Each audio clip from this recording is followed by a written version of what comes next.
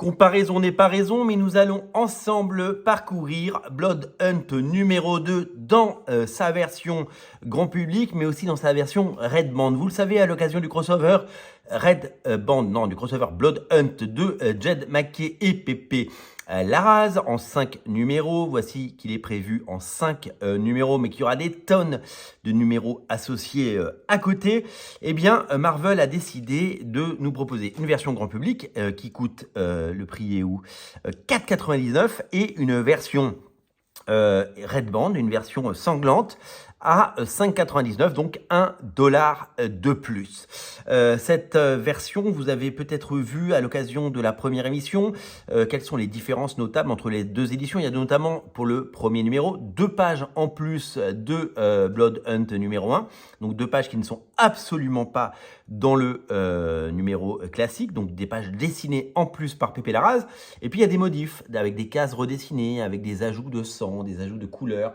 Il y a une version qui est assez différente. Alors, c'est un procédé qui va être réutilisé, notamment pour la série Wolverine Revenge de Jonathan Hickman et Greg Capullo. Et donc, c'est un procédé qui est un gimmick marketing qui permet à Marvel de vendre plus. Donc, parce que, comme moi, vous achetez 2 fois le même comics ou 2 fois un comics plutôt qu'une fois. Donc, ça fait 2 actes d'achat. Et ça fait $11 dépensés plutôt que 5. Voilà, tout simplement. C'est une jolie façon de nous faire acheter plus et c'est une façon assez intéressante de proposer les choses. Alors, on a hâte de découvrir le Wolverine de Greg Capullo et on a hâte de découvrir la version Red Band, puisque c'est une version qui aura certainement des pages en plus et beaucoup plus de gore et beaucoup plus de violence. Alors, aujourd'hui, je suis bien incapable de vous dire est-ce que Panini publiera Blood Hunt en version classique ou en version sanglante. Et si demain, à l'occasion d'une édition en hardcover, en deluxe, en 100%, que sais-je, est-ce qu'on aura la version classique? Est-ce qu'on aura la version Red Band? Est-ce qu'on aura les deux? Et est-ce qu'on aura une version avec la version classique et la version Red Band? Puisque, vous le savez, ils aiment bien faire des bonus avec le même épisode. Donc, on risque d'avoir tout ça, hein, on va pas se mentir, hein, ils vont pas se priver de le faire.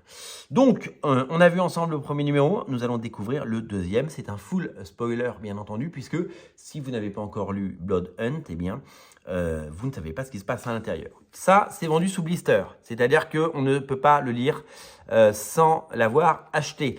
Je pourrais le garder sous blister et me dire que ça prendra de la valeur et le revendre dans 10 ans et m'acheter des nouvelles dents, puisque ce sera l'âge d'avoir des nouvelles dents. Mais j'ai décidé, pour la science et pour cette émission, pour Radio Comics, de l'ouvrir sous vos yeux. Et nous allons le découvrir. Nous allons donc comparer, puisque c'est le principe même de cette émission, les deux couvertures. La différence notable des deux couvertures, c'est qu'il y a du rouge, voilà, et donc du sang. Il y a moins de différence sur le tome 2 qu'il n'y en avait sur le tome 1. Nous allons maintenant ouvrir. Donc en fond, je vais toujours laisser la version grand public, la version pas chère. Et de l'autre côté, je vais mettre la version Red Band. Pour la première page, donc nous sommes sur la version classique, nous sommes sur la version Red Band, nous sommes sur la version grand public, nous sommes sur la version sanglante. Donc la première page, elle est sensiblement la même. Donc ça, je ne vois pas de différence notable. La page numéro 2, je ne vois pas de différence non plus. On continue. Là, nous avons une publicité. Ce n'est pas la même. Ils n'ont pas utilisé la même. Page numéro 3. Ah, c'est pas la même page. C'est pas la même page. Ça, c'est une page... Ah non, attendez. Là, il y a une case où ça dévore des humains. Là, c'est une case. Donc, la version classique, c'est ça. La version gore, c'est ça. Là, on a la même case. Là, on a la même case. Là, on a la même case. Là, on a la même case. Donc là, on a, si vous prenez de l'édition Red Band, vous avez un dessin en moins. Vous n'avez pas celui-là, mais vous avez un dessin en plus. Vous avez celui-là. Là, c'est toujours aussi sanglant. Il y a une tête qui jacte. Et c'est toujours la maestria et la beauté du dessin du fabuleux et incroyable Pepe Larraz. Sur la version classique, on a une double page de pub. On la retrouve dans la version Red Band. Ensuite, on a une pub pour Venomverse. Là, on a une pub pour Miracleman. Et là, on a cette page qui, elle m'a l'air d'être également la même. Donc pour le moment, il y a juste en gros une case qui a changé sur les premières pages. Nous l'avons vu ensemble. Page suivante avec Tigra notamment qui fait la bagarre. Voilà, c'est la même. Tigra qui fait la bagarre, c'est la même. Pour le moment, il n'y a pas trop de différence. On espère qu'il y en aura d'autres notables. Publicité pour Deadpool avec les différentes collections. Publicité pour Deadpool Wolverine 3. World War 3, épisode 2 par Joey Kelly et Adam Kubert. Comparons ces deux pages, c'est les mêmes. Pour le moment, c'est les mêmes. Il n'y a pas énormément de différence pour le moment sur les deux versions. On espère qu'il y en aura d'autres. Là, nous avons une publicité pour Thanos. Là, nous avons une publicité pour les Stormbreakers de l'année avec Elena Casagrande qui fait partie de la nouvelle classe des Stormbreakers. Vous savez, avant ça s'appelait les Young Guns. Alors là, nous avons, si vous avez vu la vidéo du numéro 1, vous savez que dans la version classique, le Doctor Strange s'est pris un coup dans le bide. Et vous savez que dans la version Redband, il s'est fait découper. Voilà pourquoi le dessin n'est pas le même. Tout ça c'est pareil.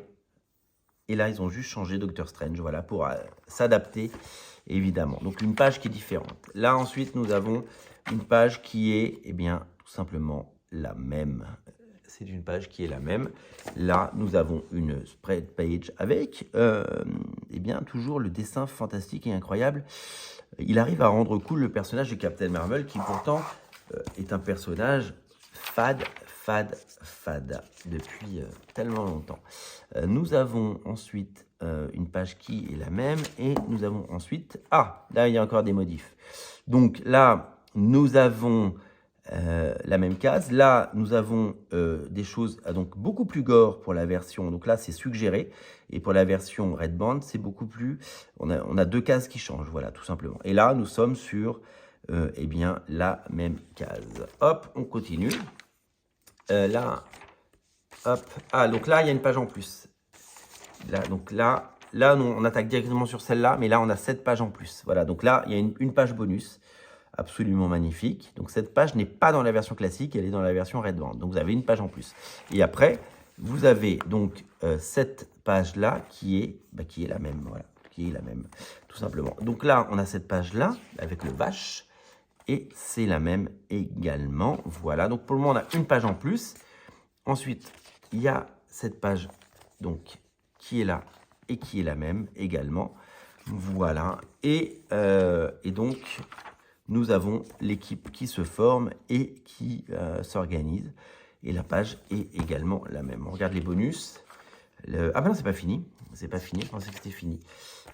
Nous avons ici eh bien, les personnages. C'est vraiment très très bien dessiné. Il est fort ce Pépé Larraz, il ira loin. Là, nous avons eh bien, une page qui est identique. Et peut-être que la dernière va changer. Et je pense qu'elle va changer. Eh ben non, elle ne change pas. C'est exactement la même. Donc, dans le premier numéro, on va regarder les bonus quand même. On va regarder les bonus à la fin. C'est juste l'annonce du 3e numéro. Et là, c'est juste l'annonce du 3e numéro. Une pub pour les M&M's, une pub pour Thanos, une pub pour The Best of Star Wars Playlist, une pub pour Venomverse. Donc, dans le premier numéro, il y avait des cases qui changeaient, il y avait des cases qui avaient été recolorisées, il y avait des dessins qui avaient été modifiés et il y avait 2 pages en plus. Dans le numéro 2, il y a des cases modifiées, plus gore, avec beaucoup plus de contenu explicite.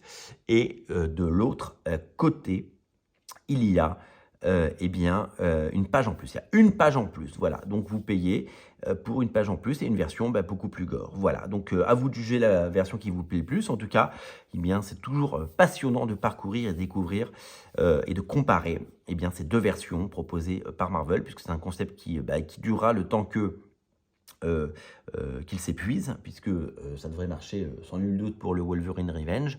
On verra combien de temps ça tient, mais en tout cas ça marche pour le moment, parce que les gens comme moi achètent les 2 numéros et vous les partagez, puisque c'est ça le but. Blood Hunt, c'est tout l'été chez Marvel. Ça sortira certainement en fin d'année, début d'année prochaine chez Panini en France. Et pour le moment, c'est de très très belles factures. Et comme vous avez pu le constater, on se retrouve très bientôt pour d'autres vidéos. Salut!